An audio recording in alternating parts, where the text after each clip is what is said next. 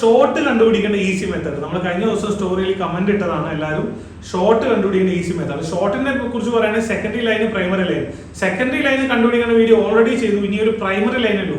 Primary line എന്ന് പറഞ്ഞാൽ നിങ്ങൾക്ക് തീർച്ചയായും പറയുന്നത് അത് സിമ്പിൾ മെത്തേഡ് ആണ്. അത് തീർച്ചയായും നമുക്ക് പറഞ്ഞാൽ ഇവിടെ രഞ്ജിത് സാർ ഉണ്ട്. അപ്പൊ എനിക്കൊന്നേ പറയുള്ളൂ, തുടക്കക്കാരന് ഏറ്റവും കൂടുതൽ അറിഞ്ഞിരിക്കേണ്ടതാണ് ഒരു സെറ്റിലെ ഷോർട്ട് നോക്കാനും ഷോർട്ട് കണ്ടുപിടിക്കാനും അത് റിമൂവ് ചെയ്യാനും. കാരണം മദർ ബോർഡ് റിലേറ്റഡ് ആയിട്ട് ഇത്തരം ചെറിയ ചെറിയ ട്രിക്സ് ഉപയോഗിച്ച് നമുക്ക് കംപ്ലൈന്റുകൾ സോൾവ് ചെയ്യാൻ പറ്റിയ നമുക്ക് നല്ലൊരു കോൺഫിഡൻസ് ആണ് ഇത്തരം വർക്കുകൾ ചെയ്യുമ്പോൾ ഉണ്ടാകുന്നത്. അപ്പൊ നമുക്ക് കൂടുതൽ ടൈം ഞാൻ എടുക്കുന്നില്ല. എന്റെ കയ്യിൽ ഒരു ഫുൾ ഷോട്ടുള്ള ഒരു സെറ്റ് ഉണ്ട്. അപ്പൊ നേരെ നമ്മൾ രഞ്ജിത് സാറിന്റെ അടുത്ത് പോവാണ്. രഞ്ജിത് സാറേ, ഇതൊരു ഫുൾ ഷോട്ടുള്ള ഒരു സെറ്റാണ്.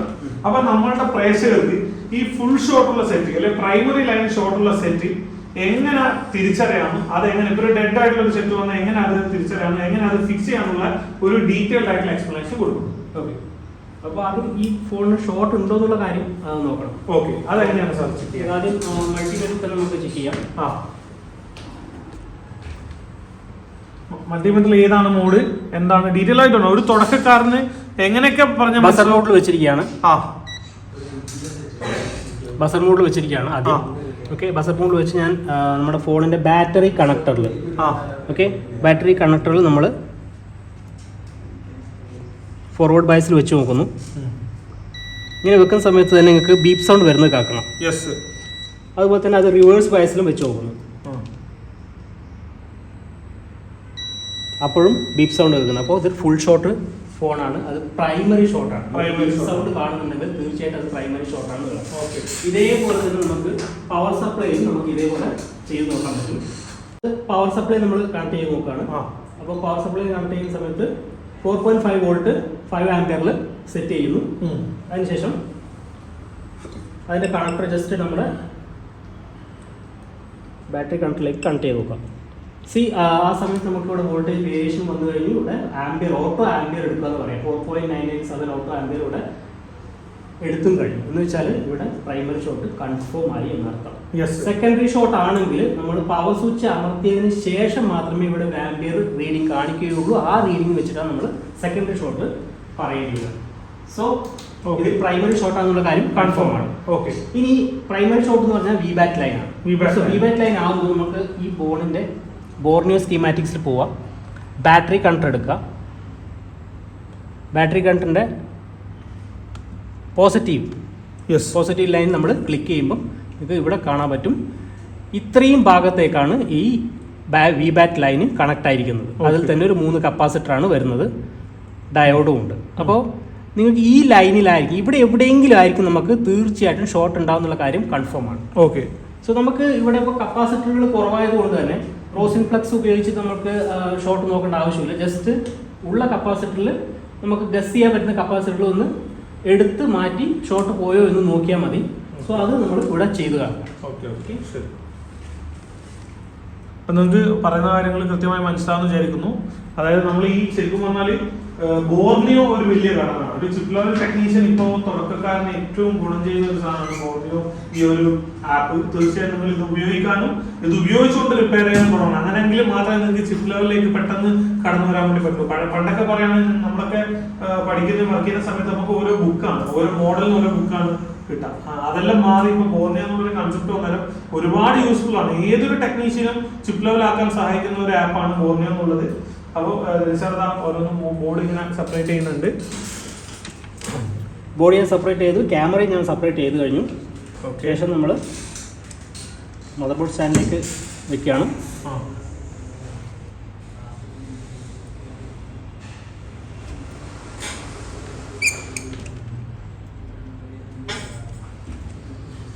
ഓക്കെ, സോ നമ്മൾ നേരത്തെ കണ്ട സെക്ഷൻ എന്ന് പറയുന്നത് ഈ കാണുന്ന ഏരിയ ആണ്.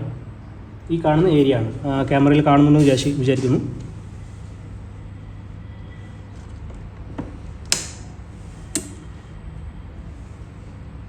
ഈ കാണുന്ന ഏരിയ ആണ് നമ്മൾ നേരത്തെ കണ്ട ഷോർട്ടിൻ്റെ ഏരിയ, വി വാറ്റ് ലൈൻ പോകുന്ന ഏരിയ എന്ന് പറയുന്നത്.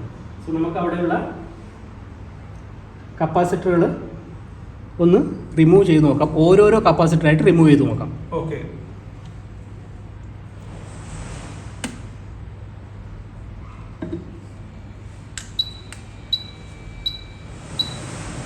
അതിന് ഈ പറഞ്ഞ പോലെ നമ്മൾ ഈ ഹീറ്റും ഹെയറും എന്നുള്ള ലിമിറ്റേഷൻ എങ്ങനെയാണ് സാർ കീപ്പ് ചെയ്യേണ്ട?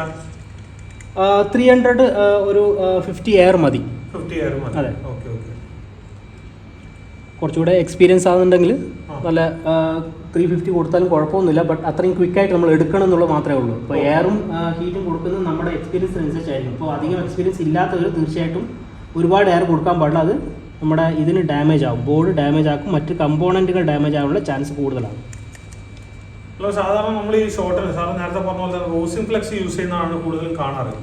അപ്പോൾ അത് ഇപ്പൊ നമ്മൾ കുറച്ച് കോമ്പോണൻസ് മാത്രം ആ സെക്ഷനിൽ ഉള്ളതുകൊണ്ടാണോ നമ്മൾ ബ്ലോവർ യൂസ് ചെയ്തത്? യെസ്, അതായത് ഇപ്പോൾ നമ്മളിപ്പോൾ ഇതിൻ്റെ അകത്ത് ലൈൻ നോക്കിയപ്പോൾ തന്നെ നമുക്ക് ഇവിടെ മാക്സിമം കാണാൻ പറ്റിയ ഒരു 3 കപ്പാസിറ്ററിലാണ് കൂടുതലും ഷോർട്ട് വരിക. സോ ആ കപ്പാസിറ്റർ 3 മാത്രം ഉള്ളതുകൊണ്ട് നമുക്ക് അവിടെ റോസിൻ ഫ്ലെക്സ് അപ്ലൈ ചെയ്യേണ്ട ആവശ്യം വരുന്നില്ല.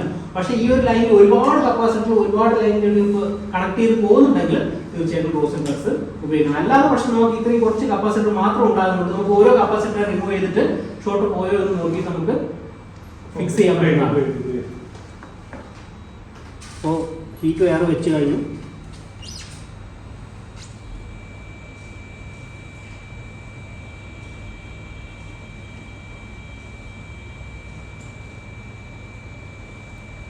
കിട്ടുന്നുണ്ടോ?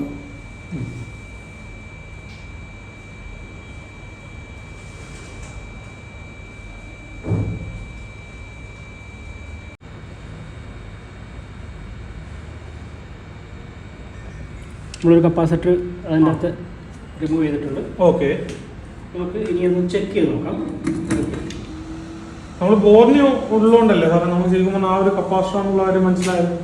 ഓഫ്കോഴ്സ് ബോർണിയോ ഇല്ലാണ്ട് നമുക്കത് മനസ്സിലാക്കാൻ കുറച്ച് പ്രയാസമായിരിക്കും. നമ്മൾ മാനുവലി ട്രേസ് ചെയ്യേണ്ടി വരും. സോ നമുക്ക് ഇവിടെ എന്ത് ചെയ്യാന്ന് വെച്ചാൽ ജസ്റ്റ് ഒന്ന് ചൂടാകുന്നത് നോക്കാം. നമ്മൾ നമ്മൾ വീഡിയോയിലും അല്ലെ നമ്മൾ ചില ടെക്നീഷ്യന്മാർ കാണിക്കാറില്ല ഈ ബ്ലോവർ ഒന്നും യൂസ് ചെയ്യാതെ അല്ലെങ്കിൽ റോസിൻ ഫ്ലെക്സ് ഒന്നും യൂസ് ചെയ്യാതെ കപ്പാസിറ്റർ ഏതാണെന്ന് മനസ്സിലാക്കി ഈ ഫ്യൂസർ ഉണ്ടെന്നെ തട്ടുന്നതായിട്ട് കാണിക്കാറുണ്ട്. അത് വളരെ മോശം പ്രവണതയാണ്.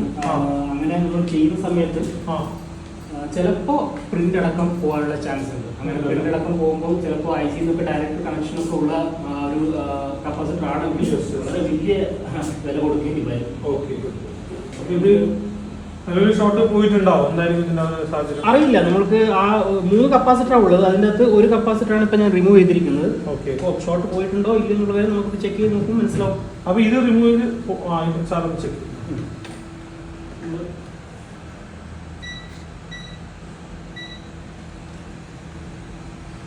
മൾട്ടിമീറ്റർ ബസർ മോഡിൽ ഇടുന്നു. നേരത്തെ ബാറ്ററി കൺട്രോളിൽ നമ്മൾ ഫോർവേഡ് വയസ്സ് റിവേഴ്സ് വയസ്സ് ചെക്ക് ചെയ്യുന്ന സമയത്ത് ബീപ്പാണ് കേട്ടുകൊണ്ടിരുന്നത്. ഇപ്പോഴും ബീപ്പ് ഉണ്ടോ എന്നുള്ള കാര്യം നമുക്ക് ആദ്യം നോക്കാം. ബീപ്പില്ല. ഓക്കെ, തിരിച്ചും ചെക്ക് ചെയ്യുന്നു. ബീപ്പില്ല എന്ന് വെച്ചാൽ ഷോർട്ട് പോയിട്ടുണ്ട്. അപ്പൊ ഇത് നമ്മൾ ആ ഒരു കപ്പാസിറ്ററിനെ കറക്റ്റ് റിമൂവ് ചെയ്തുകൊണ്ടാണ് ഇപ്പൊ ഒരു ഷോർട്ട് റിമൂവ് ആയിട്ട് കാണുന്നത്. മേ ബി നമ്മൾ ആ കപ്പാസിറ്റർ റിമൂവ് ചെയ്ത് സെയിം ബീപ്പ് ഉണ്ടെങ്കിൽ നമ്മൾ എന്ത് ചെയ്യും? നമ്മൾ റിമൂവ് ചെയ്ത കപ്പാസിറ്റർ വീണ്ടും ഫിക്സ് ചെയ്തിട്ട് അടുത്ത അതേ ലൈനിൽ നമ്മൾ 3 കപ്പാസിറ്റർ ഉണ്ടെന്നല്ലേ പറഞ്ഞു. അപ്പോൾ അതേ ലൈനിലുള്ള മറ്റൊരു കപ്പാസിറ്റർ റിമൂവ് ചെയ്ത് 3 കപ്പാസിറ്റർ നമ്മൾ ട്രൈ ചെയ്യുമ്പോൾ ഓൾമോസ്റ്റ് നമുക്ക് കിട്ടും. നിർബന്ധമായിട്ട് തീർച്ചയായിട്ടും കിട്ടും. കാരണം അത്രയും ലൈനുകൾ മാത്രം അവിടെ കണക്ട് ആവുന്നുള്ളൂ. വിബാക്ക് ലൈനിലാണ് ഷോർട്ട് ഉള്ളത്. സോ ആ 3 കപ്പാസിറ്റർ ഏതെങ്കിലും ഒന്നിൽ നമുക്ക് ഷോർട്ട് ഉണ്ടാകുന്ന കാര്യം മനസ്സിലാക്കാം. ഇതിപ്പോ നമുക്ക് എന്തായാലും കണ്ടീഷൻ ഓൺ ആവുന്നുണ്ടാവും. ഓൺ ആവും. നമുക്ക് പവർ സപ്ലൈ ഉപയോഗിച്ച് നമുക്ക് ഒന്നുകൂടെ ചെക്ക് ചെയ്ത് നോക്കാം. ഓക്കെ, നേരത്തെ കണ്ടീഷൻ നമ്മളിങ്ങനെ കണക്ട് ചെയ്യുന്ന സമയത്ത് ഓട്ടോ ആംപിയർ എടുക്കുന്നുണ്ടായിരുന്നു.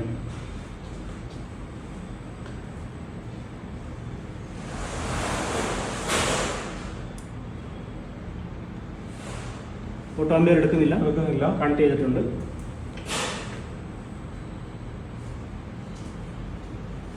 നമ്മളിതിൻ്റെ പവർ സ്വിച്ചിൽ ഒന്ന് ജസ്റ്റ് ഒന്ന് ഷോർട്ട് ചെയ്ത് കൊടുക്കണം.